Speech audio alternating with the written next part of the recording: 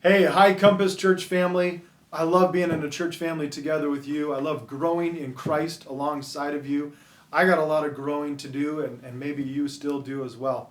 And hopefully this conversation here will be part of how God shapes us to see things more as the way He does. And I'm back here with my friend, Dr. Vince Bacote.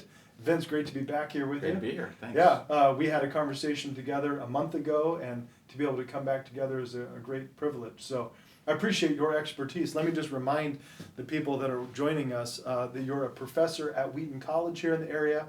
You're a longtime member of the Compass Church.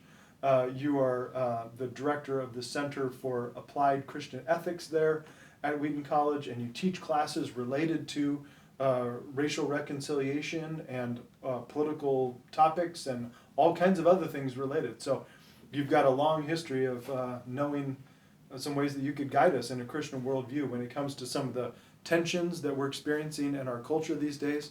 You know, the death of George Floyd really set off in motion a renewed conversation around racial tension and racial reconciliation and some things like that that we need to be processing. And so together as a church family, we just want to continue that conversation and keep it going forward. Our mission as a church is to love Him more, so more love Him. To love Jesus Christ more, so that others love Him more as well. Can you help us pull that mission together with the conversation that's been going on nationally?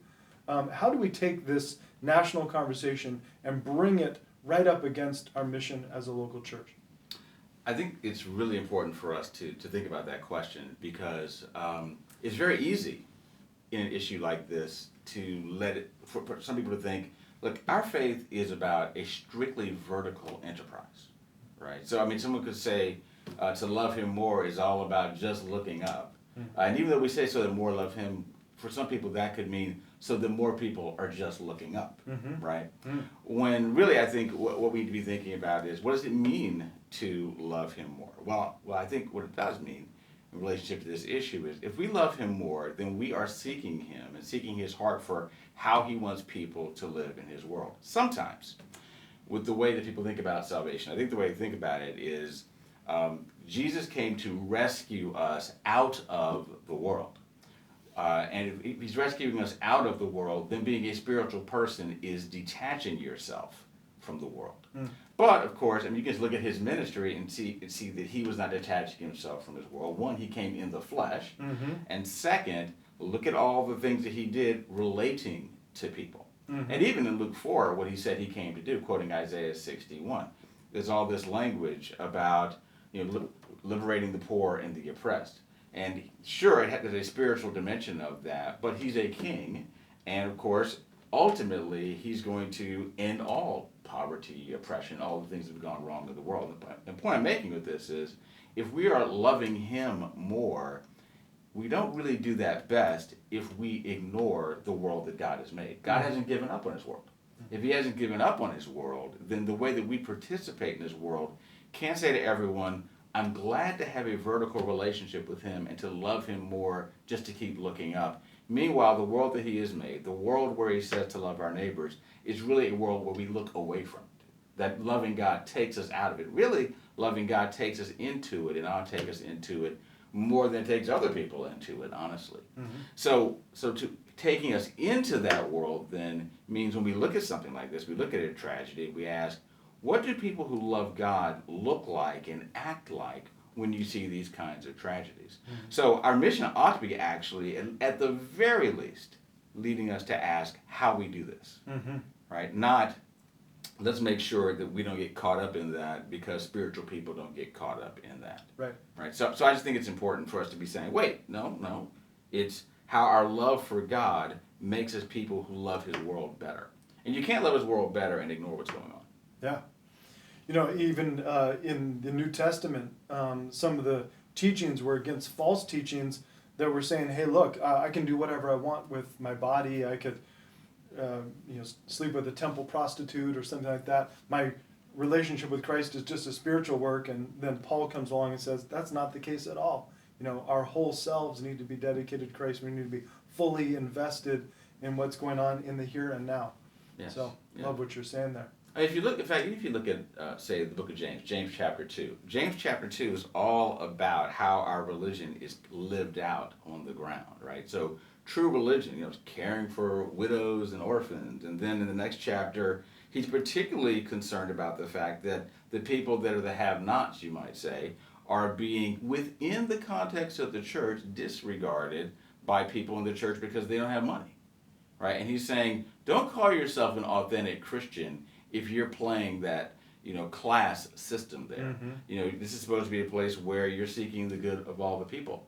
Right. So another way to think about that then is that our authenticity as Christians ought to be displayed by the way that we're caring for people that are in distress, rather than saying, be warm and be filled, good luck, my life's pretty comfortable, I'm too bad for you. Right. So authentic Christianity is saying, let me attend to you. Mm-hmm. Let me see how my love for you can be not just word, but also deeds. Yeah. Yeah, I think Jesus told a story about some people who just kind of wanted to walk around the issue. In this case, it was a guy dying on the road to Jericho, right? Yes. Parable of the Yes. Good Yes. Samaritan. And then Yes. somebody else who engaged the issue, and he said, that's the model of how I want you to be. Exactly. And of course, the irony about that is the people that were the ones that went around him were the people you would expect to be the people that would do that. Because they're the people who received the word, a Pharisee and a Sadducee, what do? They just go by. Yep. And then the person you don't expect is the one that's the neighbor. Right. And of course the whole point there isn't, so make sure that it's always the people you don't expect. The point is that every human being is your neighbor, and you need to be caring for your neighbors rather than ignoring them. Yep. And particularly, whether we're talking about the pandemic or whether we're talking about race, we need to be asking, how are we seeking the good of our neighbors? Mm-hmm. And unfortunately, sometimes the way that this becomes a political football for some people, or an ideological football, what winds up happening is people are so busy trying to sort out what camp they think someone's in, that they're investing all the energy in that, and that's really distracting them from asking, how can I be seeing how I'm helping this, rather than how I'm just seeing whose team I'm on. Yeah. So I think it's important for us to, listen to many voices if you want to listen to many voices, but ultimately turn to God and ask what His voice is for you to be living into His world, loving others, and seeking their good. And in ways saying, look, I'm not going to get caught up in trying to just categorize and label people because I think I know what their politics are, or I know what ideas are really behind whatever strategies they have.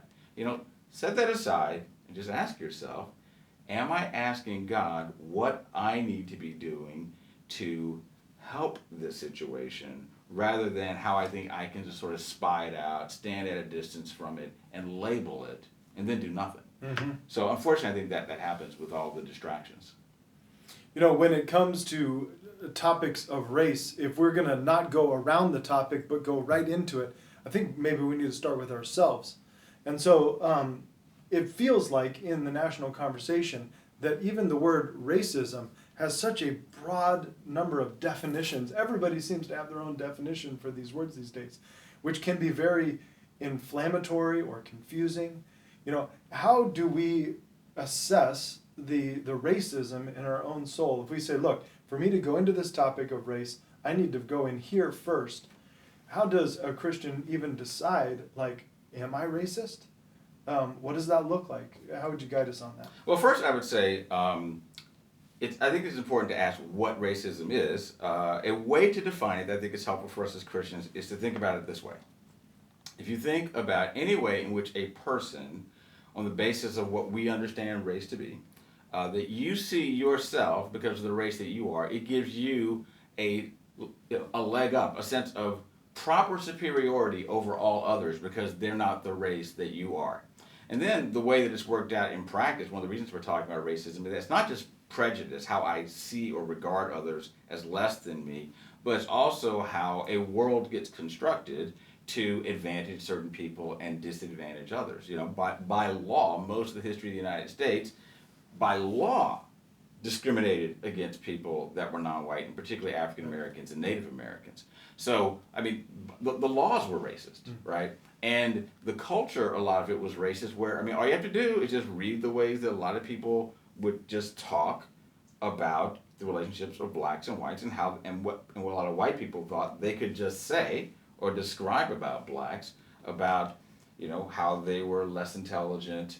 In fact, even where I work, in the late 1950s, there was a guy who taught at Fuller Seminary who asked somebody in my department, well, do you think somebody black will teach in this department one day? And what he was told was, they don't have it in them, they being black people. Wow. Now, of course, God's got a sense of humor. I teach at Wheaton College, right? As does Esau McCauley.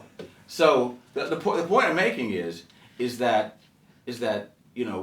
why does somebody think it's just okay to say that? Because it winds up being a belief, but also a belief that when you add power to it, people put it into practice. Now, a lot of people might say, I don't think that way about anybody. I don't have a racist bone in my body. To which I want to say is this. I'll go, okay, look, when you say that, my question isn't whether you're convincing me of that. If you're a Christian, I want you to ask God if God can really show you what really the condition of your heart is. Because at the end of the day, look, I'm not the one you stand before the judgment seat of Christ. God is the one you stand before. So you ask him what's there. And ask God, say, Lord, all these prayers about search my heart, etc. Do you really mean search my heart or search my heart according to my specifications? Now, if it's search my heart, then, hey, if there's something there, and I didn't even know it was there, maybe it got there by osmosis because I just inhabited a world that just inclined me to think that there was just something a little bit better about whites than everybody else. Maybe you never even consciously thought about it, but there are subtle ways that the way you live demonstrates that that's what you really believe. Right. Well, are you willing to have God show that to you, right? And if there are things that you do in, private conversations, things you say about people, and you don't think there's a problem to say things that make whites better than other people, or any group better than any other person, really, because it can go lots of different directions. Right. Are you willing to have God expose what is there? Everyone needs to be willing to ask that, and that's not easy to do. And I think it's also people need to be willing to say, okay, Lord, I really want you to show me what I need to see. Because some people will say, well, maybe there's individual racism, but maybe there's not systemic racism. And then they want to get into these battles about, well, show me what it is, etc. Again, my question to them is, are you willing to ask God what is really there? Right. And is it possible that God can show you something that you don't know? Right. Because with all of us, none of us are God, which means that we're not omniscient, which means that there's probably a lot of things we don't know. And with things we don't know, of course, a lot of times we don't know what we don't know. Right. So we need to have God help us to see what we don't know. Lord, what are my blind spots? I may think I'm seeing things fine, and I don't. And I'll give you actually an example from personal experience how that works. I've had glaucoma since 31. Take drops. It's cool, right? But I have a 25% blind spot in my eye here. Okay. Now, here's the thing. I wouldn't know it if I didn't do a certain test to help me to see that. So I wouldn't know that blind spot is there. But every time that I have this thing called a visual field test, some people know what that is, every time it shows there's a 25% blind spot in my eye. But I go about my life every day, and because of my other eye, it compensates for that. So to my experience, right, I don't know that I have a blind spot. Right. So the point is that I need something outside of me to help me to see the blind spot that I have. And so we all need something outside of us to help us to see those blind spots. Otherwise, we might think, I see the world perfectly fine. Right. But chances are we don't. And so we need to ask God to do that, and to ask God to help his people to help us see what's really there. Yeah, I mean, we all have blind spots, right? And I think of the classic definition of a blind spot is that I'm blind to my blind spots. And so, how do I get over that is a fantastic question. Each one of us have to be willing to do that inner work, but not just on our own, guided by the Holy Spirit. Absolutely. There's so many subtopics around race that have been coming up in culture around us in this past 5 weeks or so, especially. One of those is white privilege. And, although we have people of all races at the Compass Church, many are probably asking themselves, what is white privilege, how does that relate to me? Am I a benefactor of white privilege, or am I a victim of white privilege? How do we see white privilege through a biblical lens? Sure. I think a way to think about that is first not to say, the question about white privilege isn't whether you're rich or poor, or whether or not your life is hard. That's not the point.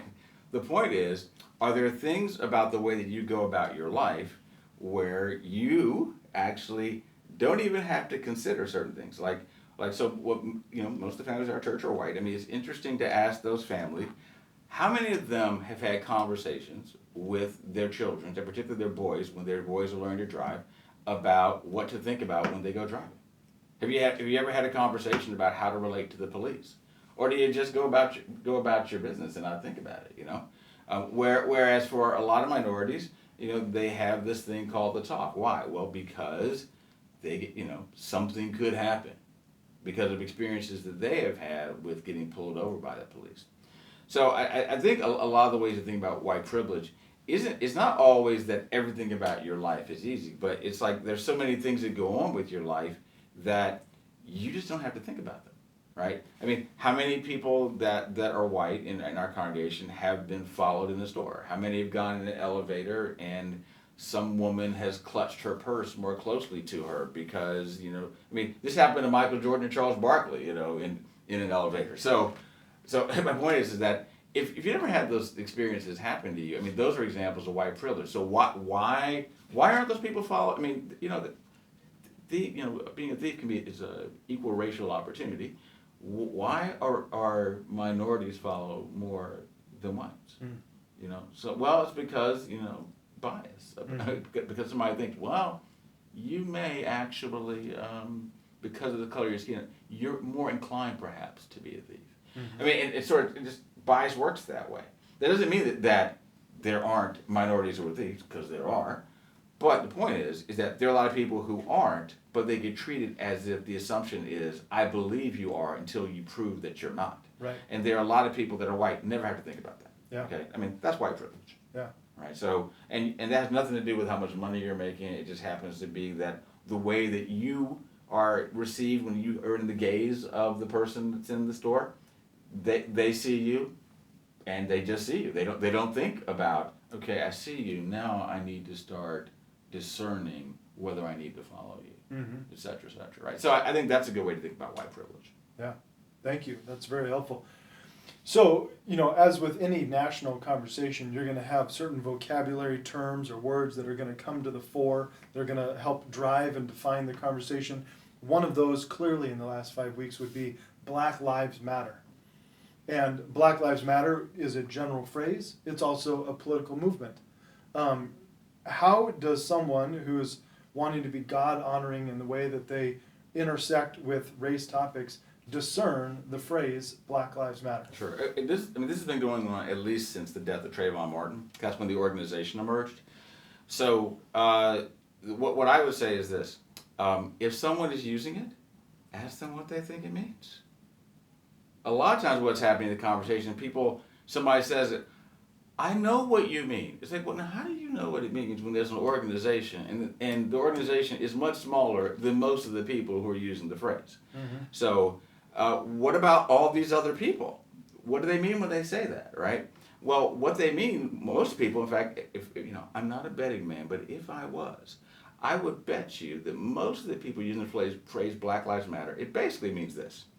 It's the way that they're trying to say, we want black lives to matter like other lives matter in the United States. So, like sometimes people juxtapose they want to say, well, all lives matter or blue lives matter, etc. To which the whole point about that is, I call that skillful deflection, is what that is, because you're not asking what makes somebody have to say that. Right.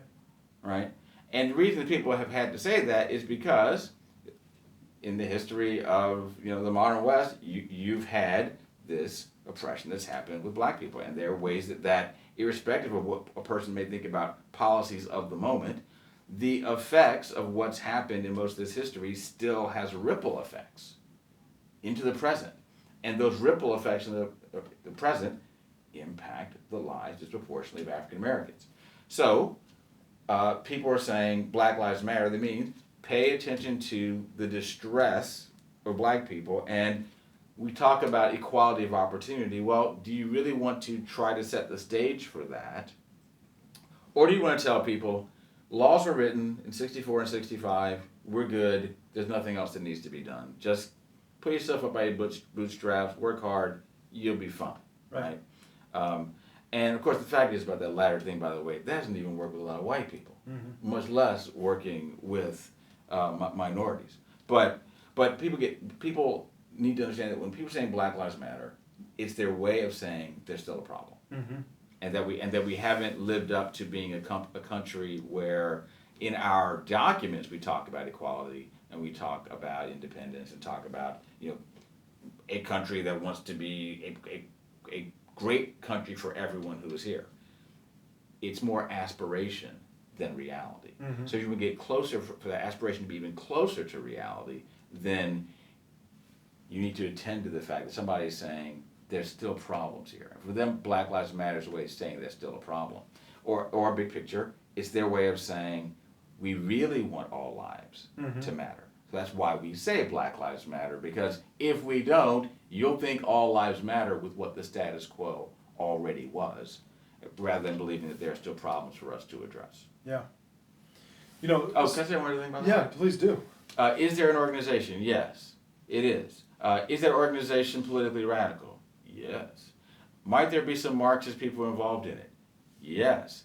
Does that mean that everybody who uses the phrase thinks what the people in the organization think? No. In fact, most people probably don't even know what the organization thinks. So, in fact, probably a lot of the people who are actually saying that they just think they're Marxist or whatever, I wonder how many of them have actually even gone to the website or even recognize how decentralized it is as an organization. But the point is that most people don't know what the organization is about, but they do care about the issues. Yeah. And so they wear T-shirts, people put signs up, etc. It has nothing to do with whether they're giving money or whether they're assigning on ideologically to that organization. So it's just important for people to, big picture, ask the question, what do you mean when you say that? Rather than being sure you know what someone says. Yeah. And this just does not happen a lot. And some people refuse to use the phrase because they think if I say it, it must mean I should be labeled as a certain kind of thing. Right. To which I want to say to them, have the courage to just ask people what they mean. Yeah. Actually, the courage and the courtesy and care to ask people what they mean. Some people, when they hear the phrase Black Lives Matter, then they feel that they need to come back with, well, Blue Lives Matter also, or All Lives Matter. How does that get received in some circles when those additional qualifiers get piled on, especially just in these last 5 weeks? I think it gets received as finding a way to not ask whether there's really a problem. And the point isn't that there aren't, look, being a cop is a dangerous job. That's a tough job, okay? And most of them are probably great people, there are corrupt ones though. And there is a culture of policing and a union that creates a lot of cushion for what happens when people do wrong, right? Which is why people can be bad cops in one region and get hired somewhere else. But we need to care about all persons, right? So fine, say all lives matter, etc. It's just the problem is when people are saying that, what they're doing basically is they're changing the conversation. And they're not willing to enter into the conversation about what someone means when they say this. Right. And to me, I think one of the most important things that could happen is for people just to simply say, I know you're telling me that there's a problem, and I struggle to see what the problem is. Which is okay, fine. Right. You struggle to see that there's a problem. The fact that you struggle to see it does not mean it doesn't exist. Right. It means you don't yet see. So, enter in.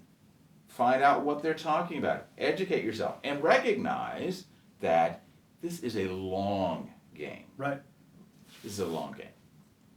I think when it comes to dealing with really emotional topics, we do this not just with race as a topic, but often. If you were to tell me right now, hey, I've got cancer, it takes a lot for me to sit with you emotionally in that space. Yes. Instead of saying, well, tell me about how the diagnosis came about, and me deflecting to hearing the storyline of the facts of how you came to find out that you had cancer is very different than me saying, how does it feel to know that you have cancer?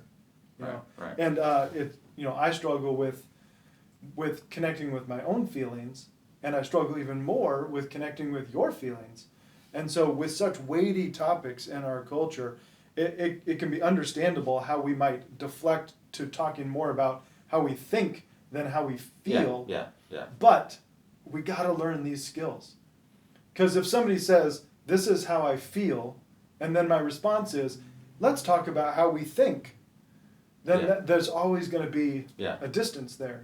I have to learn when somebody says, this is how I feel, to say, let's talk more about how you feel. Right. And I think one important thing about that is, I think one of the biggest things that happens actually with this, people aren't sure how they're going to feel if they engage in this. Right? And you know what else, honestly, people are also not sure how they're going to feel when they discover, I don't know a lot, I don't know what to do, I feel paralyzed. Right. And so to which I say, okay, fine. That it's good to have that exposed and to discover that your level of competency about this is not that great. That doesn't mean that there's a value judgment about you. It just means, wow, you're discovering that there's just more here than you thought that was there. Right. And which is why I say this is a long thing, right? So it's and you're going to feel all kinds of ways. But if we're going to walk with people, we can't walk with people by saying, I set the terms for deciding when I let you know that there's ever really something emotional going on over there, or something factual in terms of your experience. I mean, no, I walk with you, and then we go through the waves together. So just kind of bringing things to a close, or maybe even to a next step, we've had a lot of conversation in our culture in the last 5 weeks since George Floyd was killed. There was conversation before that, and there'll be more conversation to come, God willing. How do we move from just like a month of activism into a lifestyle of engagement with race topics? Sure. So one of the things I would say, since you mentioned activism, is this. Some people, they're activists, okay? Their impulse is to start making posters, right? Right. And T-shirts and to schedule marches and organize, etc. Those are great. Some people, they're never going to show up at anything. Okay? Which doesn't necessarily qualify that they're disengaged. It does not mean that at all. Yeah. I think we need to take a cue from 1 Corinthians 12-14 here, recognizing that just as you have gifts in the body, there are different ways that people are disposed towards engaging important things. And when you're talking about the questions of race, you're really talking about a multifaceted reality. Are we talking about public health? Are we talking about education? Are we talking about the flow of capital to neighborhoods, etc.? Are we talking about voting? All these types of things. And so no one person can do everything. And no person is going to do everything related to freedom of speech or to write public policy or lots of other things. So people need to seek, just as they seek as a Christian, we want them to seek what God wants them to do in ministry. Ask God, what are the things with your gifts, talents, abilities, relationships, passions, what are the things He wants you to do? I mean, thinking about it in an Ephesians 2:10 way, we're not saved by works, but we are saved to work. What are the works God has for you to do, particularly in relationship to this? So I think that's a prayer that people can be asking. And I would say one thing that people can start doing now, in terms of the long term of it, is, and I may have said this in the last video, how are you raising your kids? What kind of conversations do you have with other people? What are our churches talking about? Right? Are we willing to talk about how we have a faith that is a living faith, which means a living faith that has the courage to speak to these things, even when other people might say, I don't think we should talk about it. That we have the courage to talk about it and the courage to say part of what talking about it means is actually sometimes just being in a journey of learning. Yeah. So I think in part, a big part of this is, are people willing to just learn the curriculum? Yeah. You know? And part of that is, when you think about your faith, when you think about what it means to belong to God, going back to our mission, to love Him more so that more love Him, Yeah. how does loving God connect to, in my life, living in such a way that people see Jesus because of how I'm addressing this, and that fact that I'm addressing it and not ignoring it. Mm-hmm. I think that'd be an important thing. You know, I love your expertise on this. I love your heart in this, and I love that your heart has connected with God's heart on this topic. It's helping me in my process. I hope that it's helping you too, friend. We're going to continue this conversation in our church family around race and the tensions of race, because we got to lean in, despite the intensity, the hardship of it. We got to lean into these topics together. And so would you just be praying in your own life for how God would lead you on race topics, or to connect with friends on race topics? Let's go there emotionally and spiritually together. We're going to be back here next week for Midweek at the Compass. Paul Giersch, our pastor of adult ministries here at the Hobson campus, will be leading us and talking about prayer. And then we'll get into some additional race-related topics in the weeks to come. God bless you, friends. Just great to be in a church family with you. We'll see you later.